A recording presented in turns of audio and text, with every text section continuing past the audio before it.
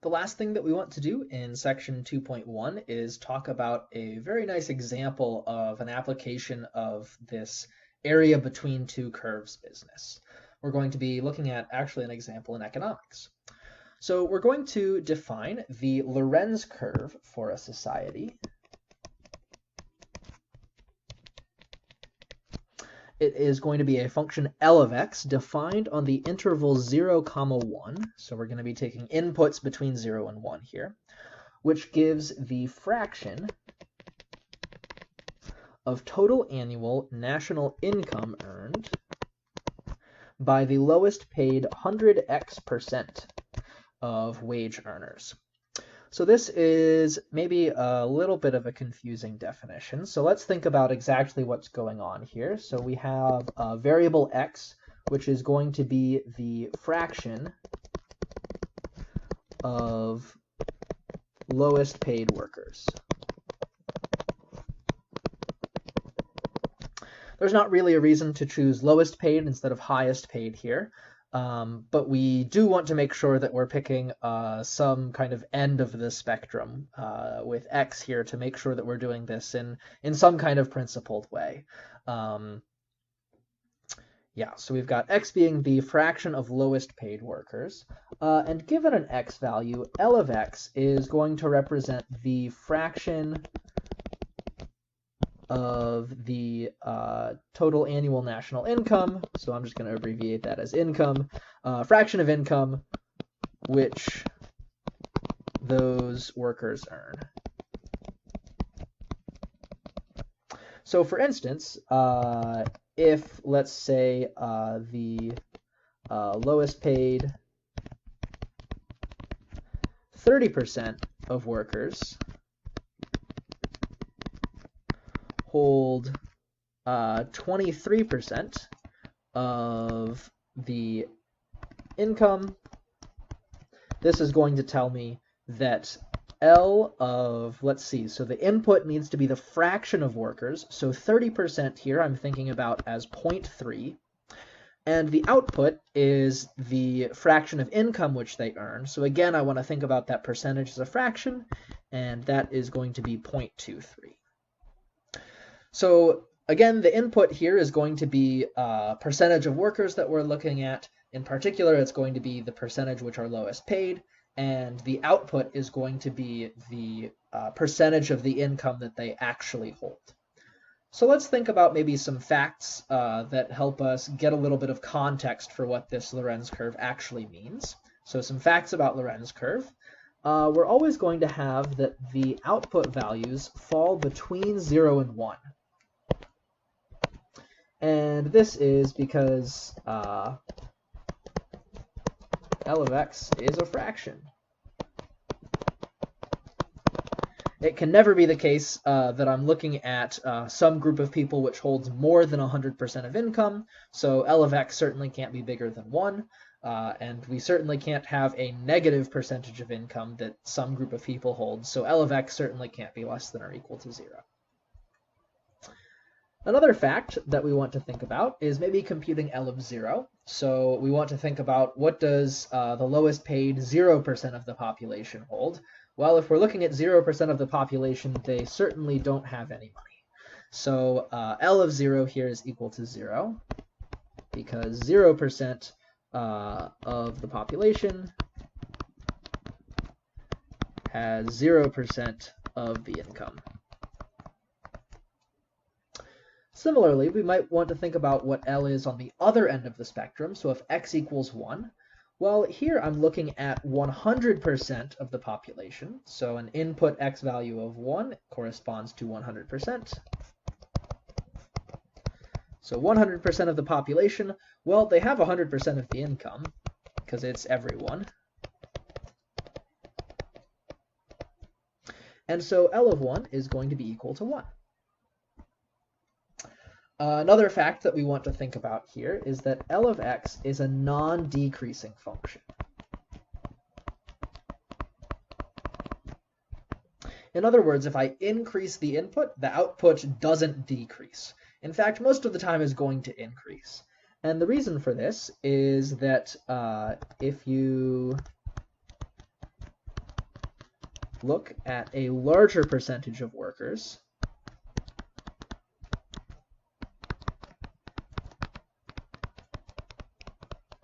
they're going to hold a larger percentage of the income.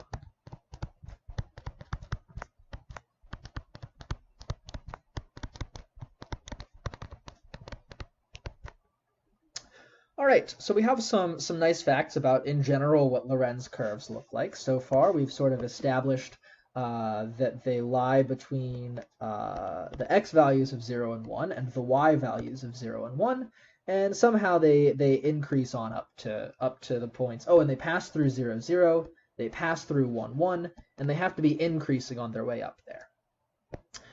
Let's think about a particular type of society. So the particular type of society that I want to think about is a society which has perfect equality.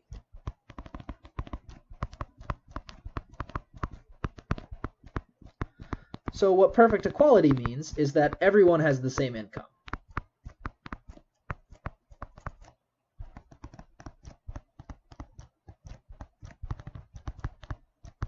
So if I make $1 and you make $1 and your friend makes $1 and your friend's friend makes $1 and everyone makes $1, if I want to look at the Lorenz curve for that sort of society, I might think, well, let's look at 0% of the people, they hold no income. 1% of the people, well, if I look at any 1% that I like, I can't, maybe it's not quite as sensible to talk about the lowest paid 1% here, since everyone's paid the same thing. But if I look at any 1% of the population that I like, they're going to have 1% of the total income because everyone makes the same amount of money.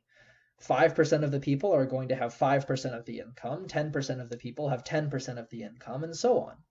So what that tells me is that L of x equals x for that particular society. If everyone makes the exact same amount of money each year, then the percentage of people is going to equal the percentage of income. So L of x equals x.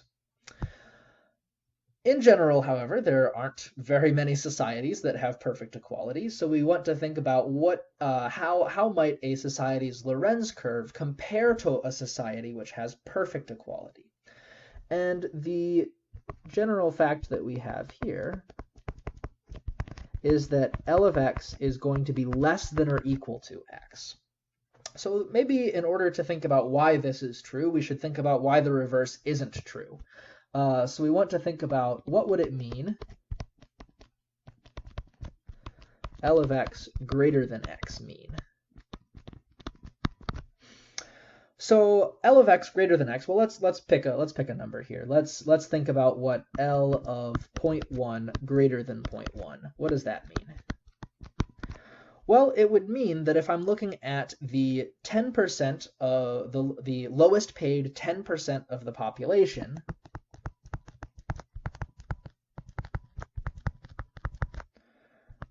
has more than 10% of the income. And this certainly doesn't make sense, because how are they the lowest paid 10% if they somehow ended up with more than 10% of the income? This says that you did some kind of calculation wrong. Since this doesn't make sense, and it doesn't matter that I picked the number 0.1 here. I could have picked my favorite number between 0 and 1. Since this doesn't make sense, it certainly isn't possible for L of x to be greater than x. But saying that it's impossible for L of x to be greater than x is the same as saying that it's always true that L of x is less than or equal to x. So we find kind of that what we're looking at here is not only does the graph of my Lorenz curve kind of follow this increasing procedure from the 0.00 to the 0.11, but this function always lies below the line y equals x. So that's a really important property for us to consider here. Now, moving on, we might want to ask this sort of question. Given a society, how far is it from a society with perfect equality?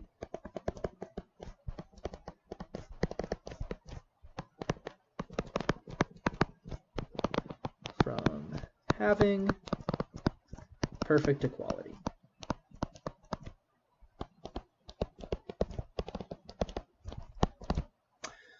And we might say, well, okay, we can represent a society by its Lorenz curve. So let's think about the question, how far is L of x from, well, what's the Lorenz curve for a society with perfect equality? Here I want to ask the question, how far is L of x from the function x?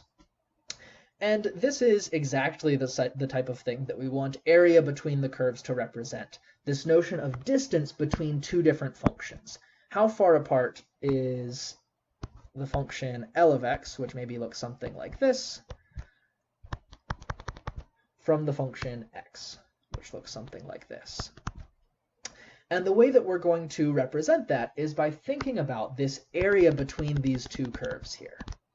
So we are going to make the following definition, which is that the Gini index, and I don't know if I'm pronouncing this right, so if one of you knows, you should tell me, but the Gini index for a society with Lorenz curve L of x is going to be the integral from 0 to 1. We want to represent the area between the curves x and L of x here. We know that x is always going to be the larger function by fact e from previously. Oh, no, by fact f from previously. And so we don't need to worry about an absolute value here. We're just going to look at x minus L of x dx. But this isn't quite what we're going to look at here. We're going to define the Gini index to be twice this integral. So of course this raises the question of why do we have a factor of 2 here? Well, let's think about a society with perfect inequality. So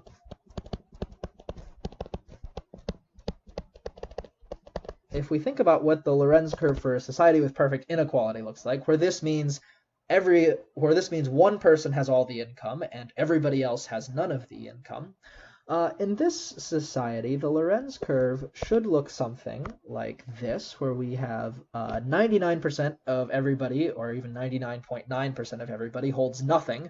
And then by the time we get to 1, we get a single point up there. And so if I were to then, again, kind of draw the graph of the society with perfect equality here, if I were to just integrate from 0 to 1, the function x minus the Lorenz curve here, so the Lorenz curve being L of x in red, well, you can guess that I get just the area. The Lorenz curve is essentially 0 on this entire interval. And I'm waving my hands a little bit here because it's not 0 all the time, but we haven't really seen a way to deal with functions which are just have like a single point value at one of the ends of the interval. So we might guess that in fact the Lorenz curve here is 0, and we can treat it as such. So this works out to be the integral from 0 to 1 of just x dx, and this works out to be 1/2. So that's kind of one instance here. So a society with perfect equality has, let's see, so we know that its Lorenz curve would match y equals x. So those two functions are on top of each other. And to do this integral, we'd be looking at the integral of x minus x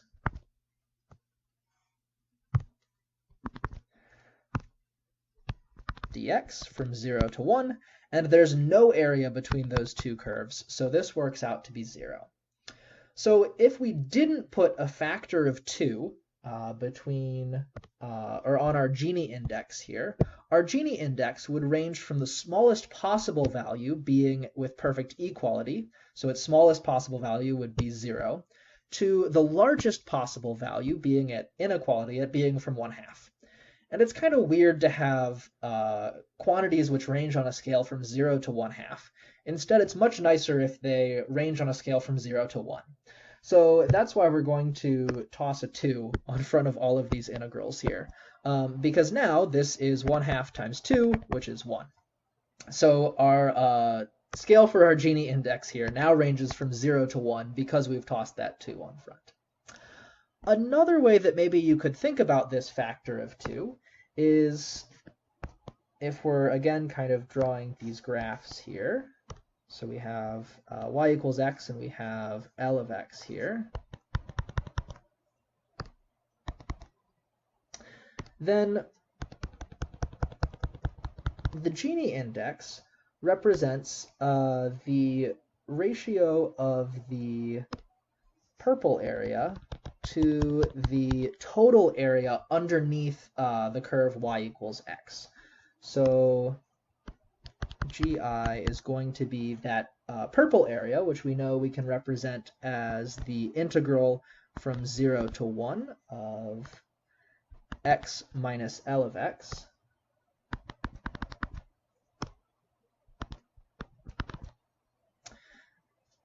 divided by the total area beneath the curve y equals x. But the total area here, because I have a base length of 1 and the height of this triangle is 1, I know that the total area underneath the curve y equals x is given by 1/2 times 1 times 1. So I'm dividing by 1/2 here, and so this is twice the integral from 0 to 1 of x minus L of x dx. So another way of thinking about this is the ratio of area between the curves to total area under the line y equals x. So we can think about it as a fraction in that sense. So either way that you want to think about it is a reasonable explanation for where this factor of 2 out front of the Gini index comes from. The important conceptual thing to understand here is that larger Gini indices correspond to more inequality. So the closer I am to 1, the farther my society is from having perfect equality. So let's actually do an example here. So we're going to suppose that this society of Tinytopia has a Lorenz curve L of x equals 1.4x cubed minus 0.86x squared plus 0.41x. And we want to ask, does Tinytopia have more or less inequality than Minneapolis, which has a Gini index of 0.39? So we want to compute the Gini index for Tinytopia, and we want to compare that to the Gini index of Minneapolis. So the Gini index for Tinytopia, which I'll represent with a subscript of t there, we know to be the integral from 0 to 1 of, well, we have 2 times the integral, of x minus the Lorenz curve. So the Lorenz curve is 1.4x cubed minus 0.86x squared plus 0.41x dx. Let's see, so I get 2. We want to collect some like terms here. I'm going to have a minus 1.4x cubed, a plus 0.86x squared, and I'm going to have 1 minus 0.41 is 0.59 plus 0.59x dx. So we can now do the antiderivative here, and that's going to be minus 1.4 x to the 4 over 4 plus 0.86 x to the 3 over 3 plus 0.59 x to the 2 over 2. And I want to evaluate from 0 to 1. Fortunately, evaluating at 0 is very easy here because it just works out to be 0. So all I have to really do is evaluate at 1. And if you plug that into your calculator, you're going to get around 0.46. So the Gini index for Tinytopia is 0.46. This is larger than 0.39, which is the Gini index for Minneapolis. And we know that larger Gini indices correspond to more inequality. So this is going to tell me that Tinytopia has more inequality than Minneapolis.